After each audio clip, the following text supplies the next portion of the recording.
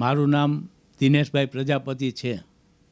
અમે દર વર્ષે કોળિયા અલગ અલગ ડિઝાઇનના નાની મોટી સાઇઝના બનાવી છીએ. 50 પૈસાથી માંડીને લગભગ 3 રૂપિયા સુધીના 5 રૂપિયા સુધીના કોળિયા બનાવી છીએ, નાના મોટા. અને ઓલ ઇન્ડિયામાં જ્યાં માગે ત્યાં અમે વેચાણ પણ કરી છીએ.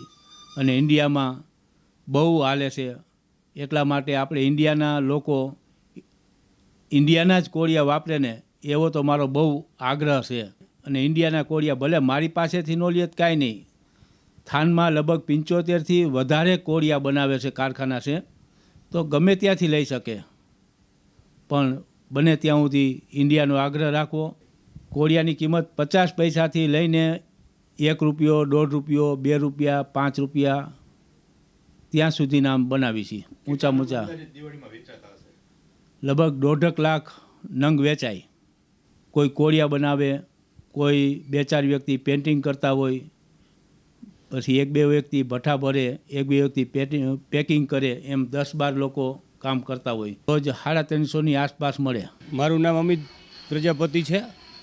હું છેલ્લા 10 વર્ષથી આ કારખાનાથી હું કોળિયા લઈ જાઉં છું અને લગભગ 30-40 હજાર કોળિયા દિવાળીની સિઝનમાં વેચતા હોય છે.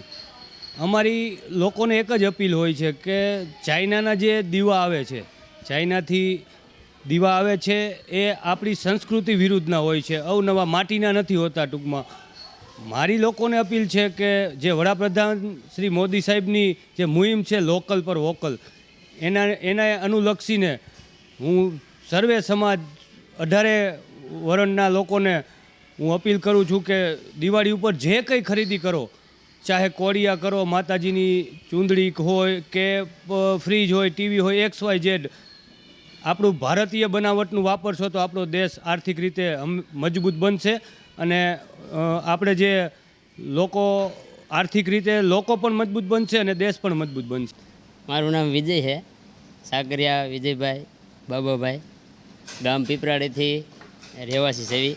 અહીંયા થાનગઢમાં કામ કરવા માટે આવ્યા છે. અને કામમાં તો આ આપણે દિવાળી માટે માટીના દીવડા બનાવી છીએ. રોજના બની જાય 200-300 નંગ બને, 500 નંગ બની જાય ક્યારેક. અને અમારે 400-500 રૂપિયાનું કામ થઈ જાય. મારું નામ અલ્પાબેન છે. હું અહીં થાનમાં રહું છું. 5 વર્ષથી કોળિયા પાડું છું. આ માટીમાંથી કોળિયા બને છે અને રોજનું 300 રૂપિયાનું કામ થઈ જાય છે. તો હા, માટીમાંથી કોળિયા બને છે. 600 નંગ.